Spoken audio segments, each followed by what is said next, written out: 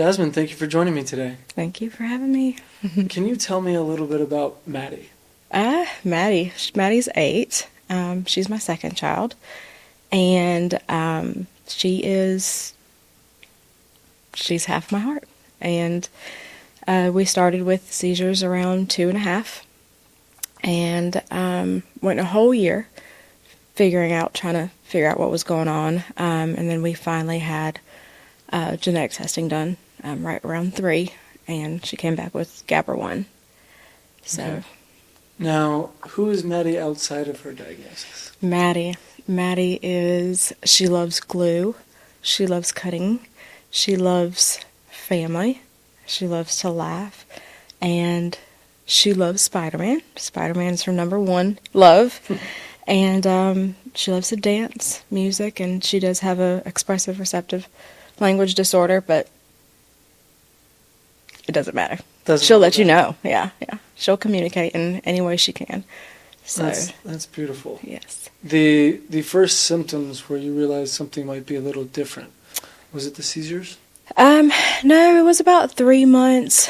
She started to have just not using her left side of her body, so moving her hands but not her left hand or her left leg. And it's just one of those, so young, she'll grow out of it. You kind of just get dismissed as they'll just takes time. And as time went on, it just didn't get any better. We started to see more of just like the milestone delays. She didn't start walking till 16 months. She was sitting up late. And it just kind of progressed from there.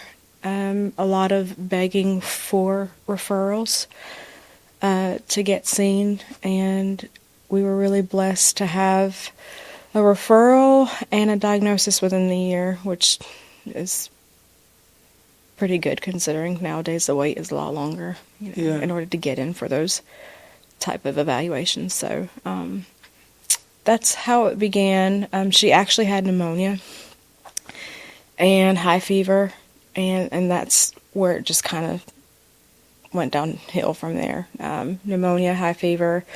They thought it was a vasovagal attack at first, and then it just started to become more frequent, every month, then every week.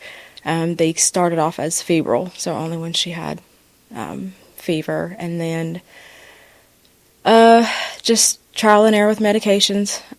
Some of them just cause a lot of behavioral side effects, and so we are now on 4 different seizure meds, including the Ravicti clinical trial, and as of today, she's 153 days seizure-free. Wow. So, congratulations. Yes, and that's the longest that we've seen it yet since the start of the whole journey. So, amazing. Yes. Mm-hmm. Now, with all of the diagnosis, you said it took a year to kind of get the full diagnosis. Was there any confusion in the diagnosis? Was there any misdiagnosis that went on? So we started off going through just neurology, figuring out what was going on with that. She started off with Keppra. Keppra was just not a good fit. The rage was pretty intense. So we did Lamictal, and by the time OnFi came on board, they were just like, hey, let's get her for evaluation and really see genetic testing, and let's see what that looks like. So we came out of the evaluation with Autism Level 2, and but they still felt like something's just not right here, so let's do the genetic testing, and that's when we came back with GABRA1. At that time, no information. Rare. Not much history on it. It was just kind of, hey, get on these social media sites, get online, and just keep searching and looking for that group of people. And so that's what I did. And for the first year, it was hard to find that group. But CURE GABA A found me and found Maddie, and that's how that got started. With that, yeah. During that time, it was a lot of medication changes, increases, and just getting that under control first. if someone else is receiving this GABRA1 diagnosis today, what would you advise them to do? Is there anything that you can do to emotionally handle that news?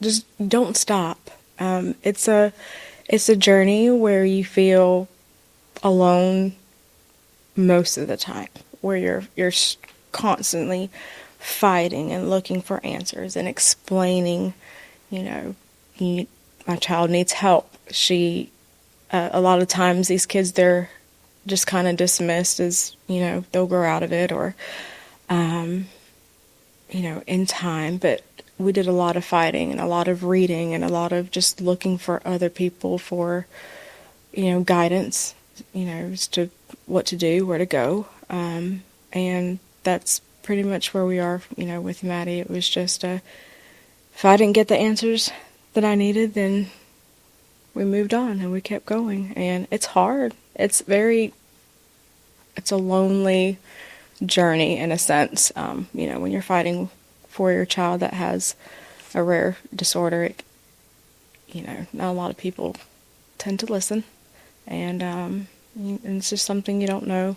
You don't know how to explain it to anybody. They'd have to live it to really, truly grasp the concept of whirlwind of emotions constantly. There's joy, there's sadness, there's grief, there's, worry. There's just all these things that we live through every day, Yeah. What, out of all of the challenges, what do you think has been the biggest challenge with Maddie? Seizures were the biggest challenge, and just the medications.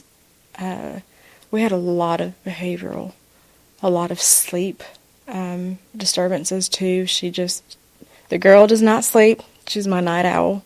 It doesn't matter the amount of medication given to her. She just doesn't sleep, and that truly affects everything, right? During the day at work, extended amount of time. So, the biggest thing was that the seizure meds, the side effects, and just all those things put together every day, they tend to wear. Has anything helped with the sleep, or is there any strategies that you've done if anyone else is dealing with the same thing? So we've learned that when you're low on ferritin, being low on iron, that can affect some of it. So she's going through her blood infusions to get that done, to get it fixed. And there's some improvement, but nothing's ever consistent.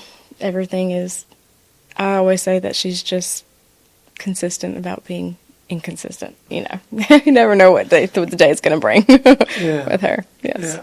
Is there anything you can do diet-wise or anything like that to help out? Well, right now we actually just got out of the hospital. She had Guillain-Barré, and so that's kind of just put a bump in the road. So we are dealing with swallowing issues. She does have laryngeal penetration with aspiration now. And so texture with foods, that's something that we're struggling with. But I'm blessed that she is a good eater when I can get her to eat. So it's easy to do the diet changes and more of a healthy diet for that. But it's still a struggle, Yeah. When it comes to finding, you talked about the loneliness piece. Yes. When it comes to finding people like you or people like Maddie, what would you define as the value of community? I'm going to get emotional.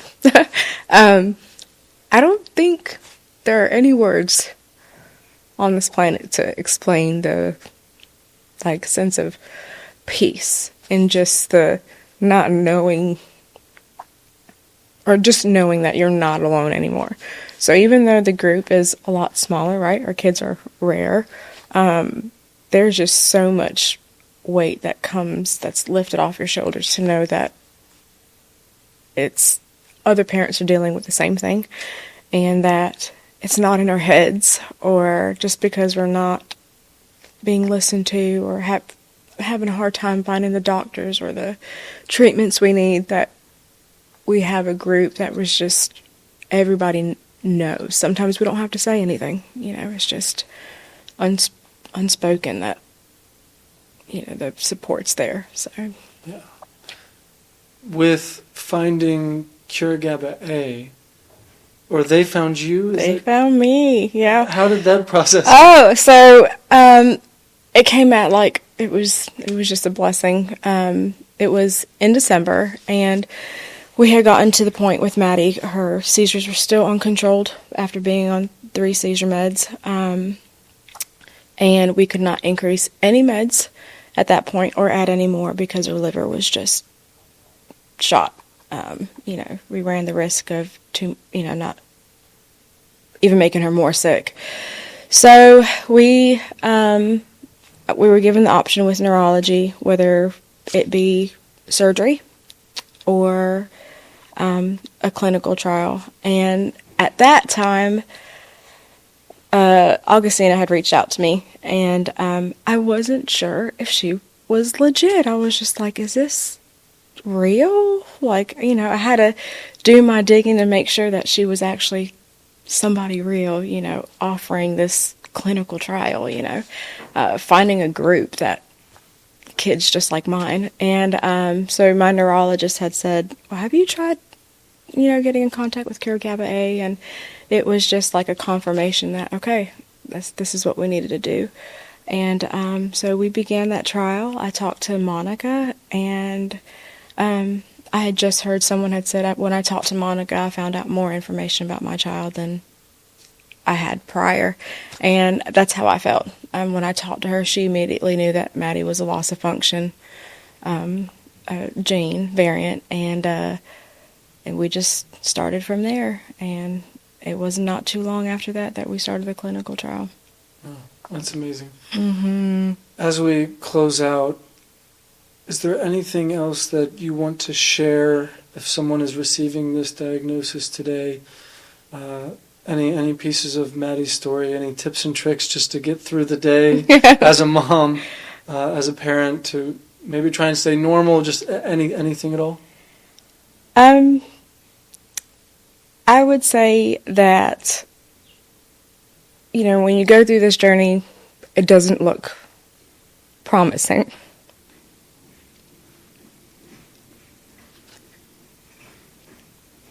You spend your days just trying to find something to help your child. And having CURE GABA A has just been like a light at the end of the tunnel. And speaking from experience with having Maddie in the Ravicti clinical trial, it's a beautiful sight to see when your child's brain is just, it's healing. She's not having the seizures. She's speaking. She's thinking more clearly. She's just vibrant. And with the Ravicti clinical trial, it causes them to have like a wildflower scent. So we refer to her as our little wildflower. And that's what she is. Like, she blooms wherever she's planted. And for anyone that's struggling or, trying to find their community, CURE GABA A has been that light at the end of the tunnel for us. And it's nothing but good things. The journey's hard, but CURE GABA A makes it better. So that's amazing. Thank you for sharing your story. Thank you for sharing Maddie's story. Thank you. And wish you guys all the best in your journey. Thank you. Thank you.